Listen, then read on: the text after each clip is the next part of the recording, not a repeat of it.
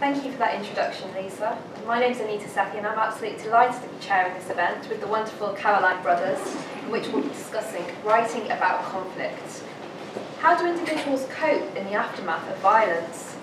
How do you tell a riveting story when its setting seems to offer so little hope? In an era of fake news and conspiracy theories, can fiction actually be the last repository of truth? These are just some of the questions we'll be discussing. And as Lisa's shared, Caroline Brothers was born in Australia, has a PhD in history from UCL, and has worked as a foreign correspondent all around the world. Experience which informs her wonderful novels. She's contributed to many publications and was a reporter and editor at the International New York Times. I was lucky enough to write about both of her novels, The Memory Stones and Hinterland. Her most recent, The Memory Stones, is a hugely evocative novel bringing to life the disappeared, those who vanished during the 1976 Argentine military coup. This includes the Ferrero family, which fragments when its members are forced to flee or go into hiding. It's a hugely lyrical portrait of brutality that lingers in the memory. Her impressive debut novel, Hinterland, opens on the border of Turkey as the snows in the distant Balkans have melted, swelling the river that two brothers must cross. It tells a hugely moving story of two Afghan war orphans, 14-year-old Aryan and his 8-year-old brother, Kabir, who journeyed by foot, boat, in the back of trucks from Afghanistan towards the English border. So I wanted to start by asking Caroline, Hinterland started off as groundbreaking journalism, and you were completely immersed in this world. Why did you decide to move into fiction with this material? Yeah, I think because I felt that I'd gone as far as I could in using the journalistic form. I discovered this story, like no one was talking about unaccompanied refugee children at the time, and so it felt actually, it was considered a scoop when I wrote the first story that ended up on the first page of the New York Times, which is, oh great, I can retire now. And the Herald Tribune also published it, and I kept feeling like, well, now everyone knows about it, something's going to happen, but nothing happened, and I sort of was left with this great sense of, I've been doing a lot of work on immigration, and I've been left with this sense of unfinished business, and also I think everyone who covers immigration at one point or another feels this kind of burden of responsibility that it's very difficult to just walk away from, and so I think I didn't intend to write a novel, but I realized at one point I had all the material, and I thought, I'll just write a couple of short stories, a couple of evocative moments that happened in Calais, and then I decided, I can do more with this, I can put it together, and I decided to go back to the Greek border with Turkey, to the river, and then fill in all the places that I've been and all the places where these kids have been, and that it seemed like fiction would take the story into a new audience that was perhaps a little less. Like, there was a lot of political noise at the time about migration, especially in France where I was living, and I thought this needs to be looked at and talked about in a different form, with a little bit more distance and a little bit more calm and a little bit more humanity, really. So I think that's why I chose a new form for it. And maybe each story has its form, but that was all I felt I could do. And as well as journalism and fiction, Hinterland was this August adapted into a stage production as well, so it's actually 3 forms. And it's so fascinating how you have these prismatic range of perspectives. And I was wondering what you think about truth and when it comes to these forms, and what kinds of different truths that the various forms can get at. Yeah. I've been trying to think about this over the last few days, what it is that fiction gives us that journalism doesn't. And Kamala Shamsi the other day was interviewed, and she said something a bit along the same lines about the way that the novel or fiction has a great deal more length and a great deal more depth, and we can get into things in a different way. But also what's essential in fiction, when I think about the craft of writing and the mechanics of it, is that it begins with point of view. There's either a narrator or there are characters whose lives you're involved in. There's always a point of view character or several point of view characters, which you can't have in journalism. There's this, in journalism you're supposed to be above point of view, or you try and collect several different opinions on one matter. But here we enter into it. And so there's a much greater intimacy with the people who live the stories that we're writing about. So, and you live with them over a longer time, and you go into greater depth with them. So that's fascinating about the perspective and the intimacy. And you also said something beautiful.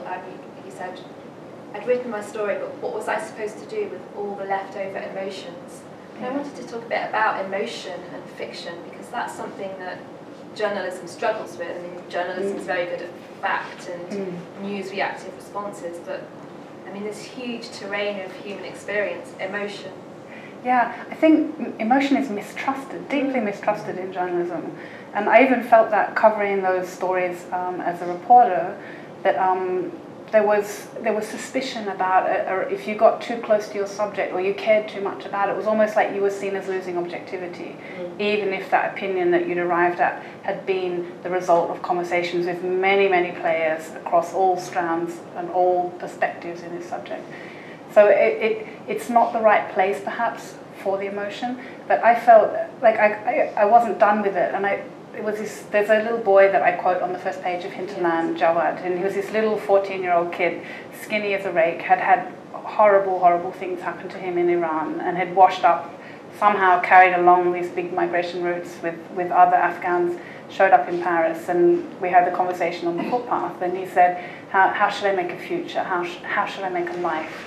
And it was just so eloquent, and I felt so helpless and hopeless, and what could I say? I'm not French, I don't have the right to help in a way. I can advise. I gave him a camera at one point. Here we are, journalists getting involved with their sources. You're not meant to do that. And I think, and then he disappeared. He went to Calais, and I never heard what happened to him again. There was a big raid on Calais shortly afterwards, and a lot of people just, we didn't know where they went, and the kids were taken all over France and just, ran away from these homes that were put in, and who knows? He might be here in England somewhere. I don't know. But I felt very. I started to feel protective, and also and my hands were tied. And what could I do with that emotion? And it had to be channeled into some other form. And I think that's, again, why I went back to the fiction of it. And there's other things you come away. You see the adult story, you don't just, the kids are all mixed up with adults. And the adult story, in the story of children, there is some hope, because they should be given protection under the International Convention on the Rights of the Child. They shouldn't even be considered as refugee adults, as migrants at all. But because they were with migrant adults, you see the migrant adult story, and just how hopeless it was. There's people being ping-ponged across borders left and right and sent back, enough to, I just, in fact, got to a point where I wondered whether there weren't people going insane, like losing their sanity in this years of being a billiard ball pinged around Europe. And so you have an emotion that you can't do anything with in that. It was very hard to write a story with any hope in it from that point of view. So that's kind of, there's all sorts of emotion coming at you that I felt was fuel for a novel. You picked up on a really interesting point there as well on the subject of conflict. I wanted to ask about your sense of conflict first as a journalist and then as a novelist.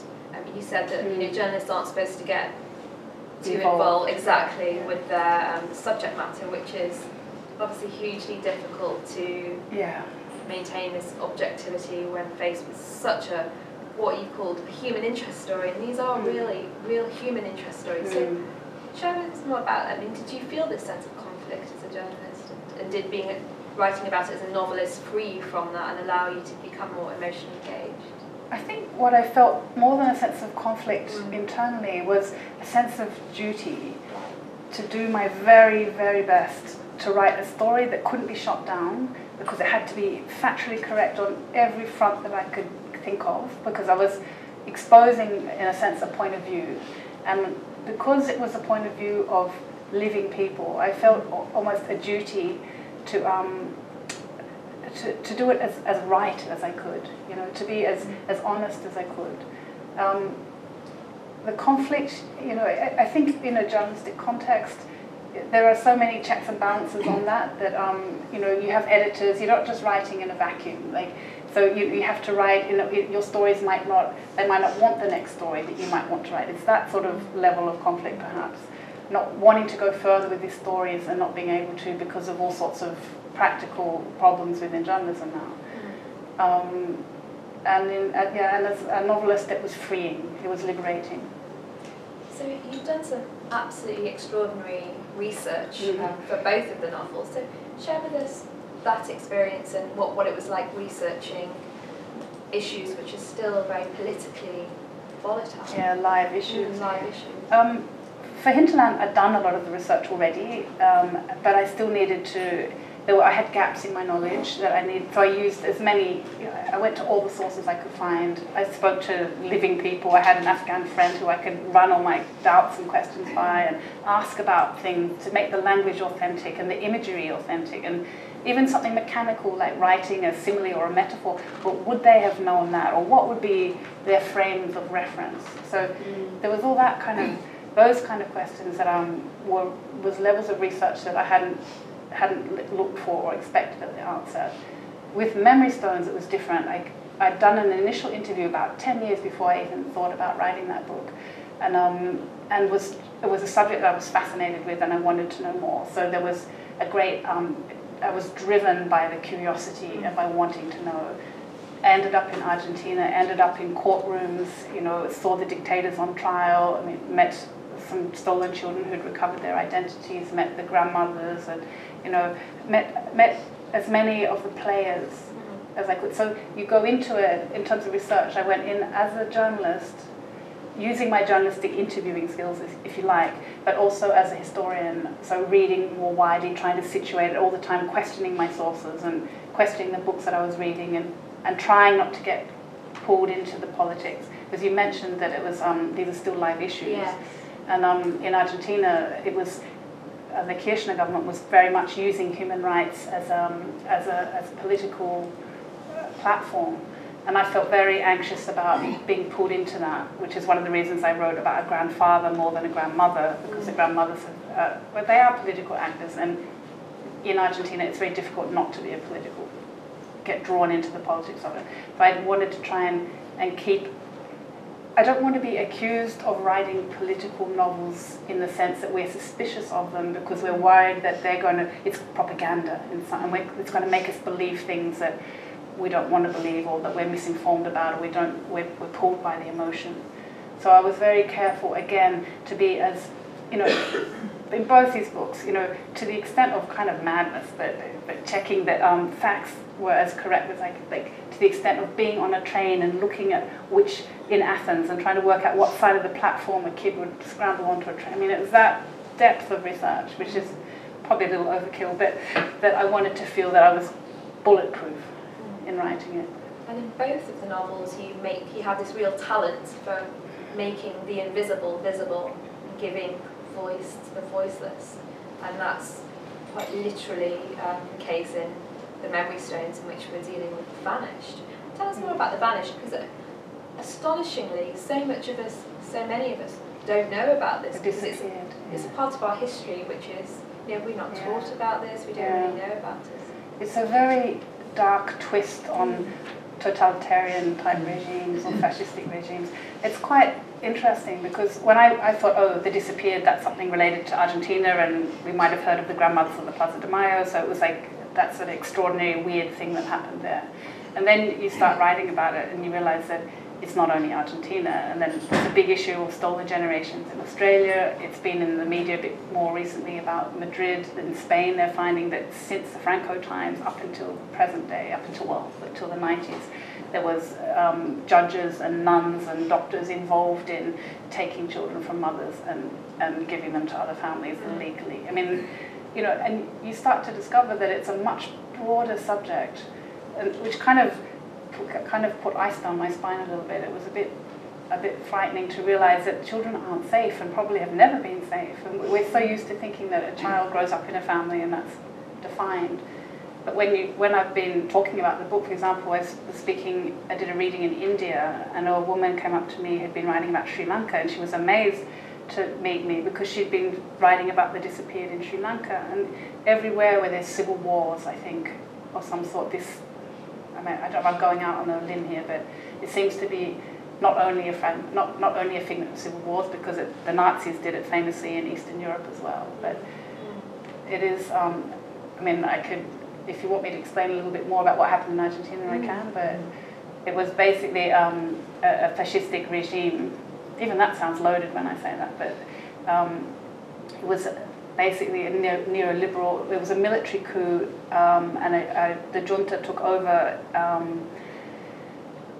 after Isabel Perón, who was a very weak and incompetent leader. She was a widow of Perón himself. Argentina had a lot of terrorist activity going on, a lot of killings and so on. And this went on for quite a long time, and eventually people kept saying there'll be a coup, there's got to be a coup. They've had 5 coups already that century, you know. Bang, the military step in, and people think, great, it's all going to be sorted out now, there won't be any terrorist attacks. And then these guys just went, I don't know where, I still don't know where it comes from. I mean, there's talk about the School of the Americas and how it was all part of the containing communism and part of the Cold War, getting rid of anything a bit left, any sort of protest, which you had a lot of in Argentina at that time. And the military came in with the incredible, like, very perverse cruelty that sort of has overtones of Nazism and Stalinism and goodness knows where.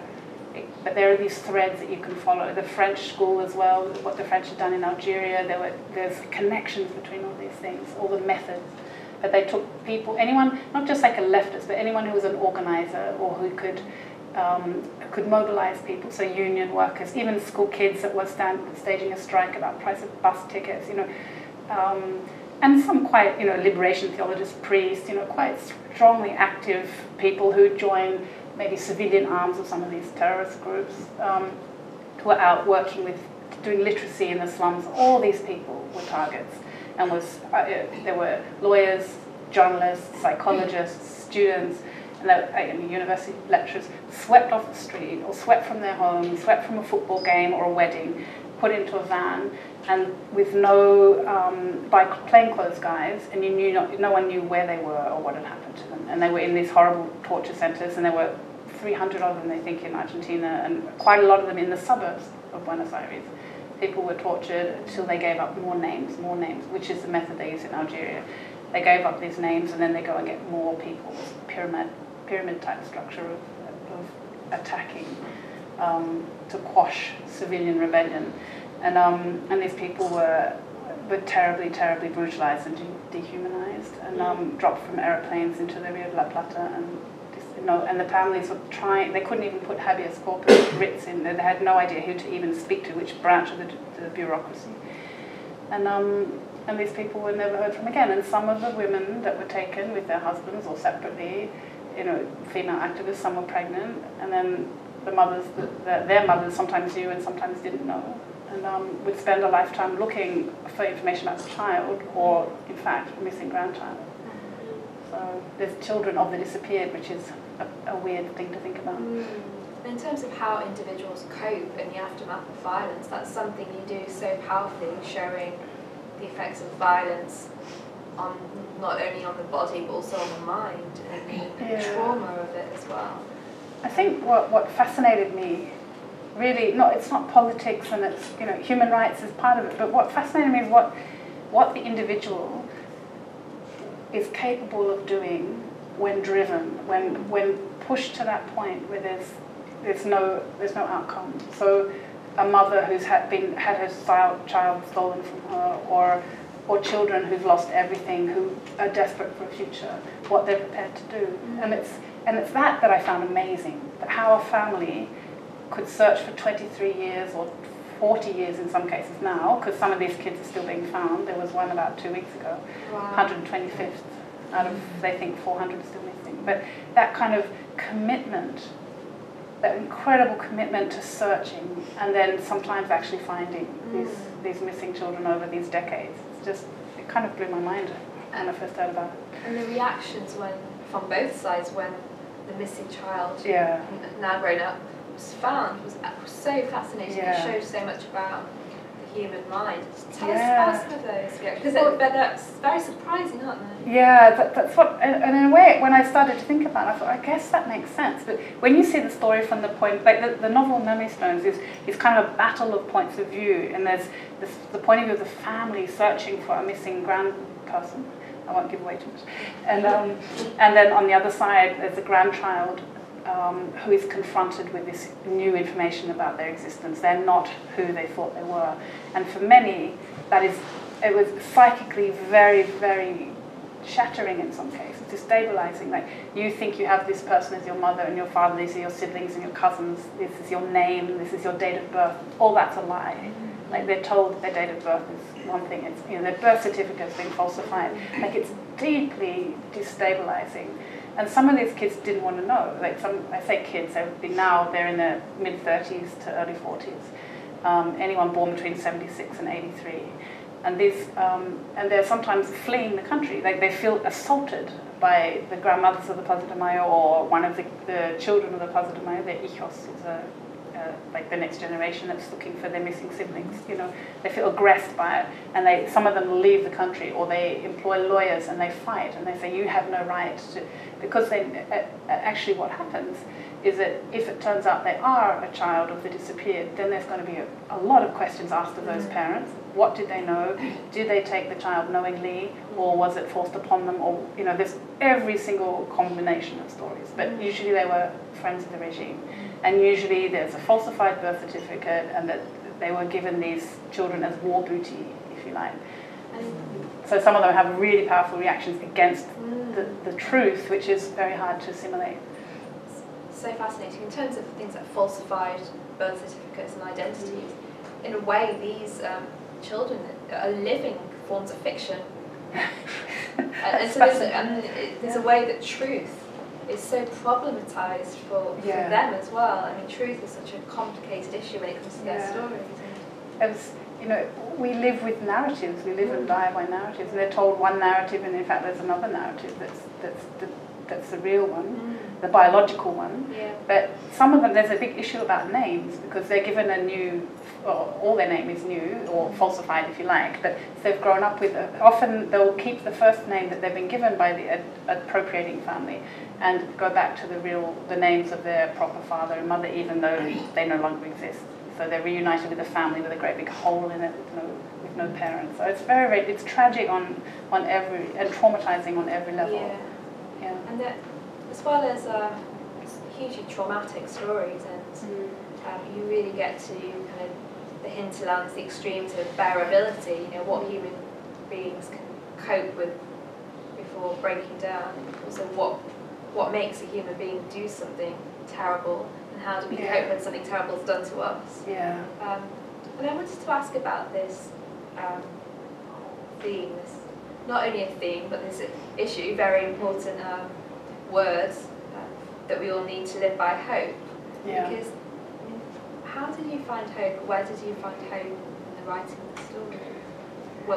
When it seems to offer so little, and do you think it's important for a novelist to offer hope in a book in a way that a journalist might not always be able to? I think that it's very mitigated in the Memory Stones. There is, I didn't want to write a happy ending Hollywood, the big hug and the violins playing and all that. But and there is a great deal of loss, but there is this one thread that is followed through to a conclusion that you sense it's satisfying, it's not complete, and there's a lot of ground yet to cover after the book is finished. But there's I think I don't think I would have been able to write the book, because there's many stories. There's a grandmother died just on Saturday, and she never found her daughter or her missing child, and that's heartbreak. And that's very hard to take the reader through that story, and it's not always satisfying as fiction. As fiction, we want an ending that makes us happy. We lean to that, and I didn't feel able to write a happy ending about a subject that doesn't always have it. But this is why this story I found so compelling, that it sounds like a cliche to talk about the human spirit, but that great constancy, because there was a man who was a model for this at the very beginning, my first inspiration before I did all the research. who had spent 23 years looking for his missing granddaughter and had found her. And that was, and he told me, I had a big weep in the interview, it was a bit embarrassing, but it was such an awful story, you know, and then he said, this is a story with a happy ending, you know, and I thought, how could he say that after what his life has been? And yet he'd found this grandchild, and it was, and they had established little by little, very cautiously, a good and strong relationship, and it was, and that was, I suppose in some ways I have a bit of a bleak outview on life, but these, I did find these stories of hope, and I feel like we have choices in life. We don't have to always take the negative ones. There's a lot of things against us, and maybe we do need encouragement, the encouragement of these stories, that other families who've disappeared can know that there is a chance for a happy outcome. That's against all the odds. Yeah. That's so interesting, because you say you have a bleak perspective. Would you say you're a bit of a pessimist? I suppose, or I'm just sort of learning about human nature, and the more I learn, the more depressed I get. So it's so interesting when a novelist comes to write the ending. You know, are they going to? Did you find that conflict whether to what extent? No, I knew the last line. I knew it from the beginning, even before, and it kept getting fatter and fatter in the middle. So I just want to get to the last line, but I knew that how it would end. Like that was very clear for me from the beginning. But I didn't want to make it a completely unmitigated, monotoned ending. It's not a purely happy ending. Yeah. But perhaps I'm fascinated, because my outlook is a little bleak. Perhaps finding the ending that is more upbeat is so fascinating to me that I want to go into it and bring it out. And you used 3 words, which I think are really important, even though some cynics might say it's cliche, but the human spirit. Yeah. And I mean, what do novels capture if not the human spirit? And in both of the novels, we see the indomitability of the human spirit, even when these characters, you know, they're broken in body, and we see the human spirit shining through. In Hinterland, it's very young characters, the young boys. In Memory Stones, it's, you know, you tackle the whole range of ages throughout your fiction. And I wanted to ask about some of the characters that you explore in your fiction who, despite the conflict that they're going through, their human spirit remains resilient to the end. And you mentioned the grandmothers as well, these brave women. Tell us more about the grandmothers, because they're absolutely wonderful. Gosh, they're very ordinary women. Some of them are housewives. You know, one of them who's, I just counting out, I think she's 98 at the moment. She was a retired obstetrician at the time of the coup. She was already a grandmother at the time of the coup, and she's an amazing woman, like just such fire in her, you know. And she's vice president of the grandmothers of the Plaza de Mayo, and she's still out there fighting and going around the world and giving talks. She's getting more frail now, but these women were just to resume very briefly, they were in Argentina, all opposition was destroyed. There were 1 or 2 tiny little human rights groups that survived amid terrible pressure. And these women, they started off initially just 12 of them in about 8 months after the coup had happened, and their children had been taken. And then they started marching. They went to the Plaza de Mayo, to the seat of government, but they couldn't stand and demonstrate because that was all against the law, because it's a military rule. So they started circulating, started walking around the square, and the police didn't know kind of what to do with them. And I think this is what's so fascinating about female resistance, in a sense, because in one way they embodied the ideals of this very, very conservative regime of, you know, family and mothers in the home and bringing up children.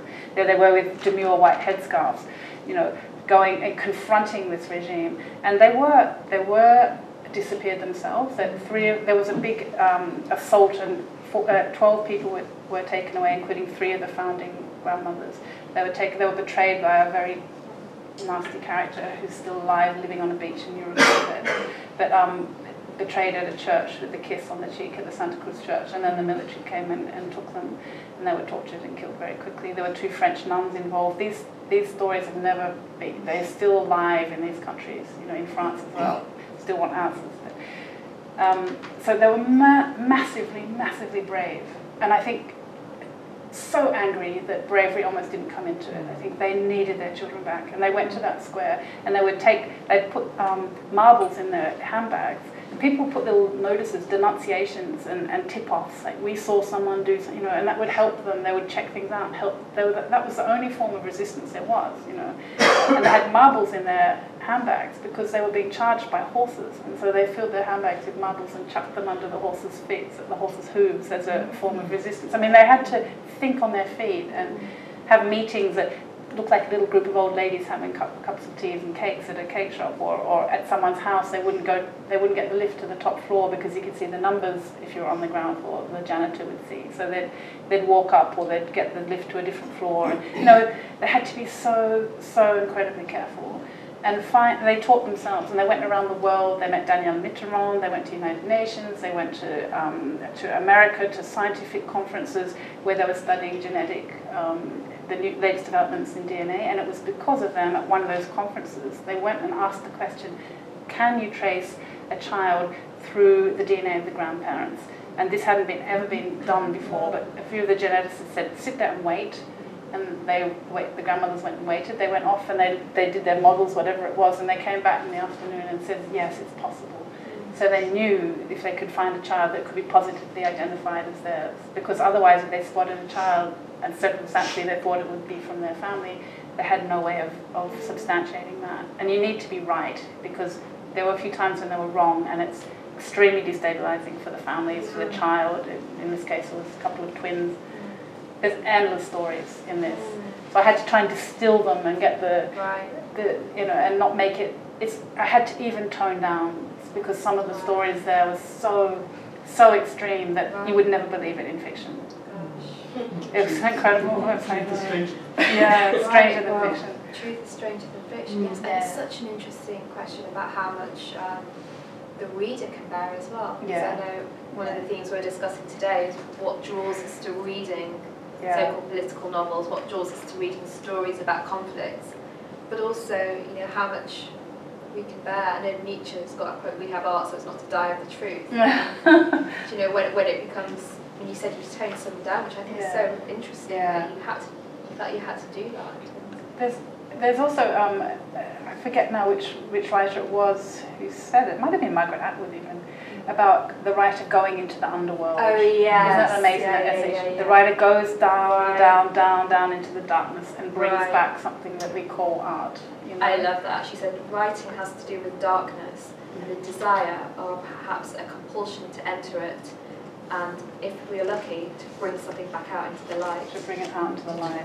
Did you feel that you were... that quote was very much with me as I went. I love that quote. Because I had to go into archives, and there's this amazing book. It's called Never Again, Nunca Más. Some of you might know it, but and it's become kind of like a touchstone in human rights law and human rights studies, because of the commitment that I think that they went through to expose what had happened just literally a year and a half after the dictatorship had ended.